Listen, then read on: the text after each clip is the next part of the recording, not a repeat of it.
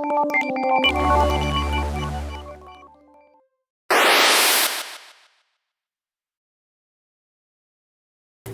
Negeri 1 Tanjung Selor berlokasi di ibu kota Provinsi Kalimantan Utara, yaitu Kabupaten Bulungan, tepatnya di Jalan Kolonel Sutaji nomor 6 Tanjung Selor.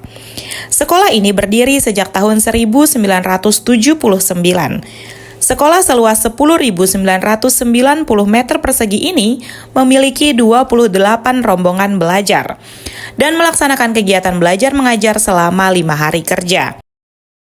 SMA Negeri 1 Tanjung Selor dalam penerimaan peserta didik sudah menerapkan sistem zonasi yang terdiri dari jalur afirmasi, prestasi, mutasi, dan zonasi. Dengan demikian, kondisi peserta didik yang ada di SMA Negeri 1 Tanjung Selor sangat heterogen dari latar belakang yang berbeda, namun memiliki tempat tinggal yang tidak jauh dari sekolah. Hal ini memberikan kelebihan atau potensi tersendiri untuk menciptakan suasana pembelajaran yang lebih kondusif. Terdapat beberapa kegiatan ko-kurikuler di SMA Negeri 1 Tanjung Selor, yaitu studi lapangan, masa pengenalan lingkungan sekolah atau MPLS, Olimpiade Olahraga Siswa Nasional atau O2SN, Olimpiade Sains Nasional atau OSN, Festival Lomba Seni Siswa Nasional atau FLS 2N, guru tamu, bakti sosial, mentoring agama, sosialisasi universitas, kegiatan persiapan lomba baik akademik maupun non-akademik, peringatan Hari Besar Nasional dan Keagamaan, kelas meet, serta bersih, beriman, dan sehat atau BBS. Kegiatan ekstrakurikuler di SMA Negeri 1 Tanjung Selor terbagi menjadi dua, yaitu ekstrakurikuler wajib dan ekstrakurikuler pilihan. Ekstrakurikuler wajib merupakan ekstrakurikuler yang wajib diikuti oleh peserta didik, di mana setiap peserta didik diwajibkan untuk mengikuti salah satu ekstrakurikuler wajib, yaitu pramuka, palang merah remaja atau PMR, marching band atau MB, patroli keamanan sekolah atau PKS, kelompok ilmiah remaja atau KIR, pasukan pengibar bendera atau Paskibra, serta siswa pencinta alam atau Sispala. Dalam ekstrakurikuler pilihan terdapat 3 kategori, yaitu olahraga, seni, serta kebahasaan.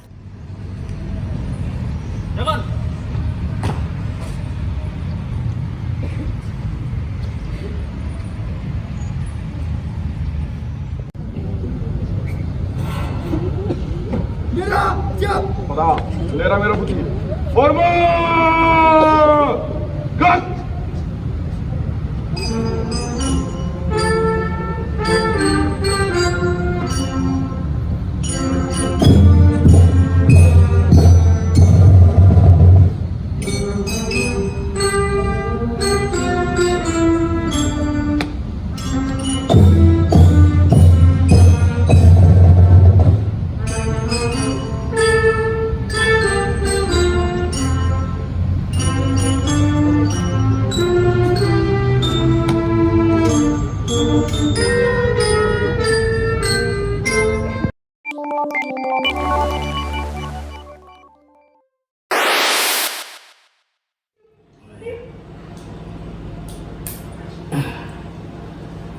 Oke Bapak Ibu, kita akan membahas tema kelima untuk tahun ini berdasarkan rapor pendidikan.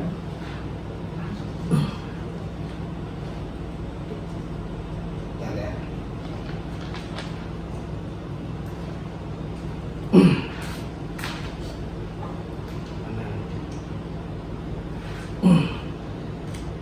Oke, di hasil rapor pendidikan kita itu semuanya naik kecuali di poin karakter terjadi penurunan dari tahun 2023. Jadi nanti tema di semua tema kita apa namanya itu elemennya kita akan mengaitkan dengan karakter yang perlu peningkatan di dalam rapor pendidikan dari tahun sebelumnya. Jadi kita ambil dimensinya di situ. Dimensi atau subelemennya? Dimensi dulu. Dimensi dulu. Kelimanya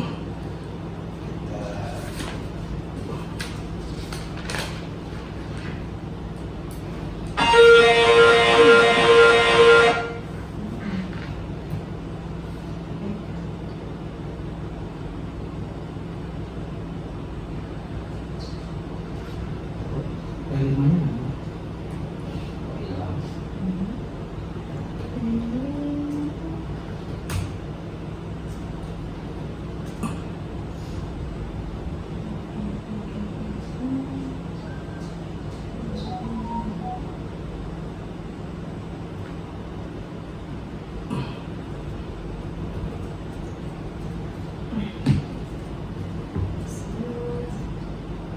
Untuk dimensi elemen masuk elemen.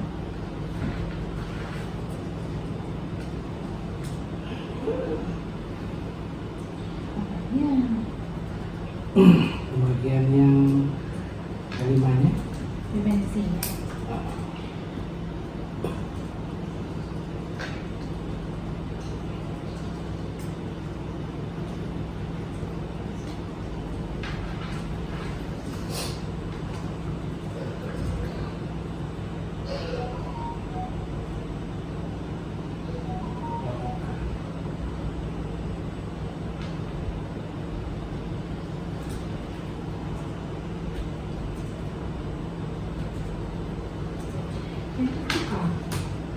yang kita bagi kemarin Iya.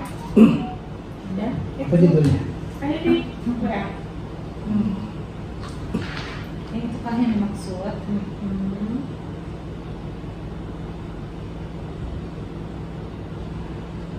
Rahasia. Iya. Oh ya, Kasih banget. akses lagi. Ini TPK pakai akun TPK. Ya, apa dulu ya? Ada delay dikit.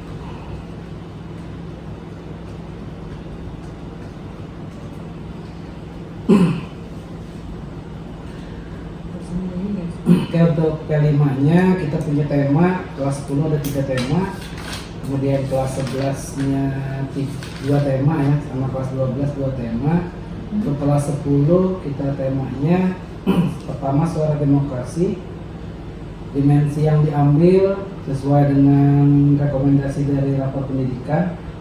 Nah, berarti beriman bertakwa kepada Tuhan Yang Maha Esa, kemudian bergotong royong sama kreatif karena itu yang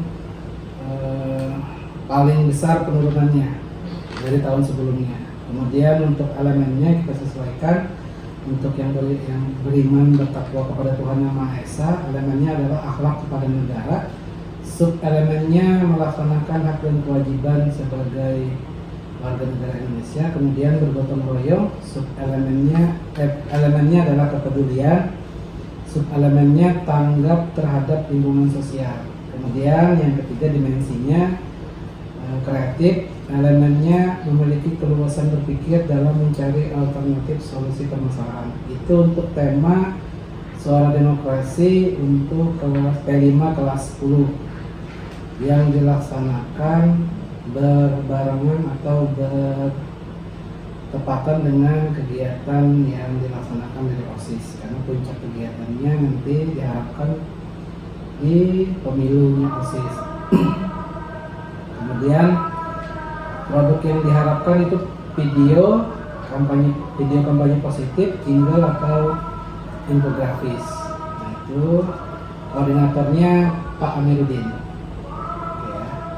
Itu untuk yang tema pertama kelas 10. Kemudian tema yang kedua, rekayasa dan teknologi, dilaksanakan di tanggal 28 Oktober sampai 15 November. Untuk dimensinya sama, jadi kita ambil sama semua di semua tema, mengingat dimensi ini diambil karena paling besar penurunannya di rapor pendidikan. Jadi kita terapkan dimensi ini ke semua tema yang kita laksanakan tahun ini, yaitu beriman, bertakwa kepada Tuhan Yang Maha Esa dan berakhlak mulia, kemudian bergotong royong dan kreatif. Hanya mungkin penyesuaiannya ada di elemen dan subelemen. Nanti elemennya kita sesuaikan dengan kegiatan yang dilaksanakan. Untuk rekayasa dan teknologi, ini elemennya adalah ahlak kepada alam. Kemudian subelemennya menjaga lingkungan alam sekitar. Kemudian untuk yang dimensi bergotong royong, ini subelemennya adalah kolaborasi dan kepedulian. Subelemennya saling ketergantungan positif, kemudian tanggap terhadap lingkungan sosial. Yang terakhir untuk dimensi kreatif, elemennya memiliki kelulusan berpikir dalam mencari alternatif solusi dan permasalahan. Kemudian yang ketiga, tema yang ketiga, kita ambil Bhinneka Tunggal Ika yang dilaksanakan nanti di bulan Maret sampai April tahun 2025.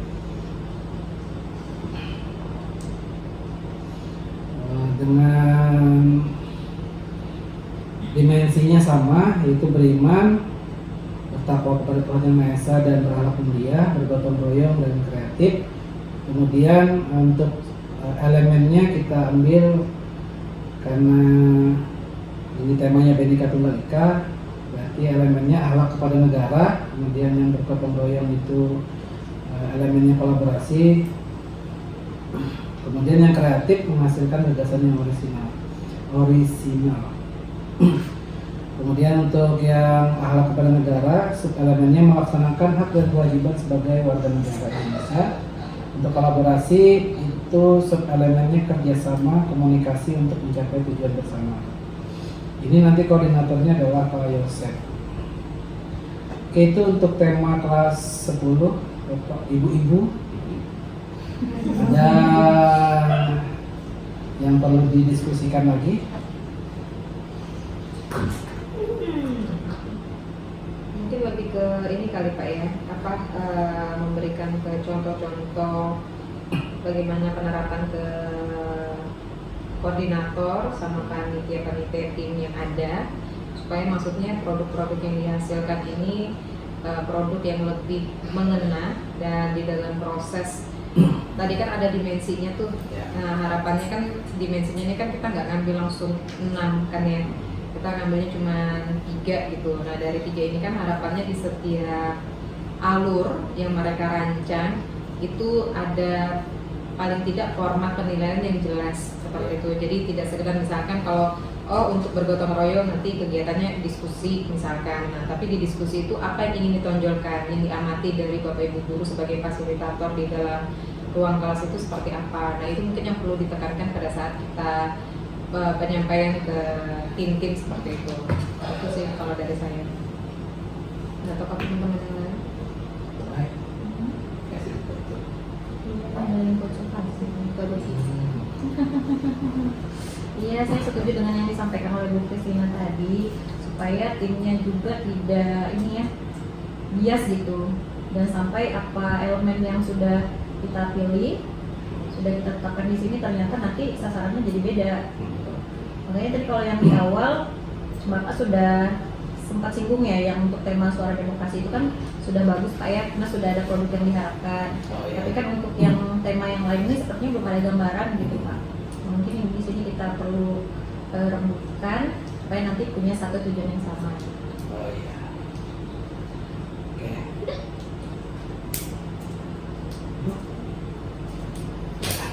Oke, berarti nanti ini intinya tema yang dipilih kan memang sudah ada suara demokrasi, rekayasa dan teknologi, kemudian Bhinneka Tunggal Ika. Maka kita perlu perjelas lagi bahwa kegiatan yang dilaksanakan nanti harus sesuai dengan dimensi dan elemen atau subelemen yang kita harapkan. Jadi misalnya suara demokrasi bukan hanya sekedar suara demokrasi, tapi ternyata nanti penilaiannya jangan sampai di luar dari yang diharapkan. Misalnya dimensi ini harus ada dalam poin-poin di dalam kegiatannya.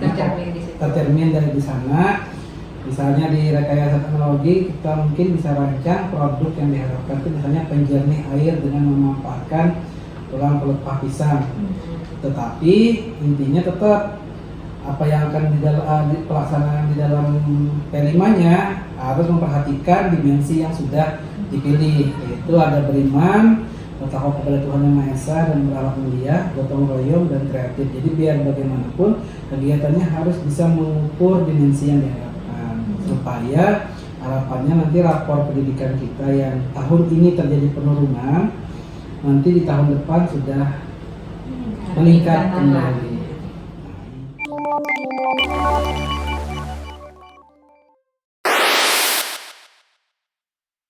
Secara tidak langsung Bapak Menteri menyatakan bahwa kurikulum ini namanya adalah kurikulum merdeka. Kemarin sebelum ini ada banyak yang menyebut adalah kurikulum prototipe. Ini tidak ada salahnya karena secara lini masa memang kurikulum ini bisa dinyatakan sebagai kurikulum prototipe. Sebuah perusahaan ketika memiliki sebuah ide atau gagasan tentang sebuah produk, mereka tidak akan langsung memproduksi secara massal, masih limited. Kalau ada foto, kalau ada video, 9 orangnya. Jadi kita kenalan dulu nih, 9 ini ngapain sih sebenarnya?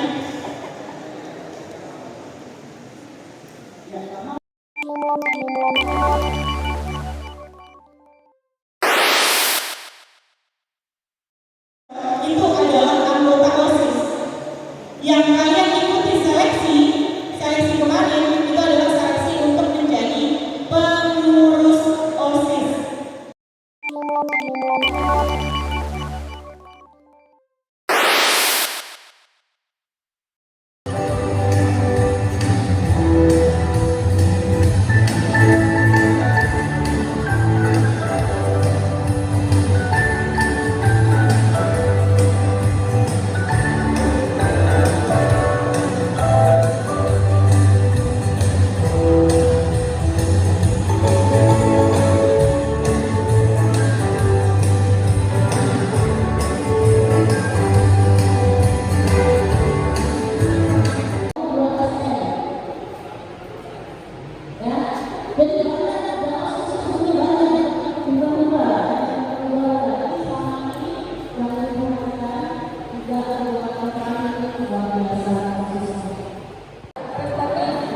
Nggak tahu apa kalau kan punya kita kan dia memang badannya sendiri kita nggak tahu.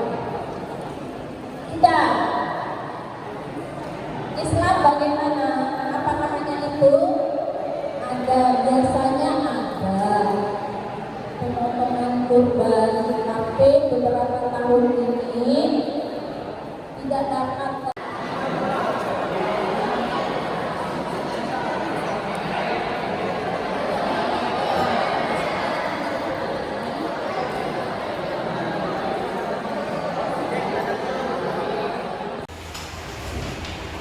Paslon 2.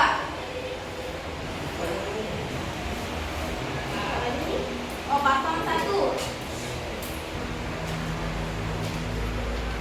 Paslon 1. Paslon 1. Paslon 2. Paslon 2.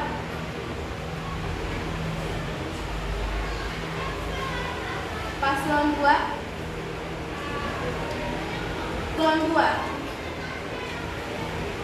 Paslon 2. Paslon 2. Paslon 2.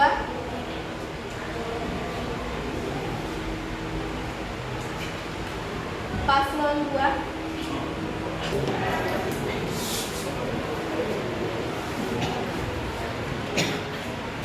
Paslon 2. Paslon 1.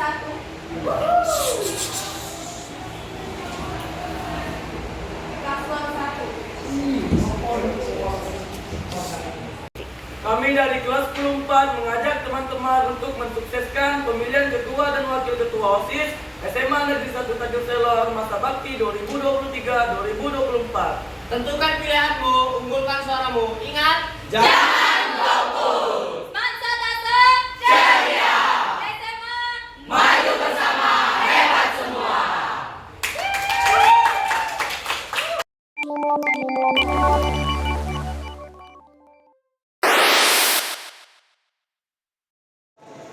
Mengelola media sosial ada Instagram dan YouTube, sebenarnya ada TikToknya juga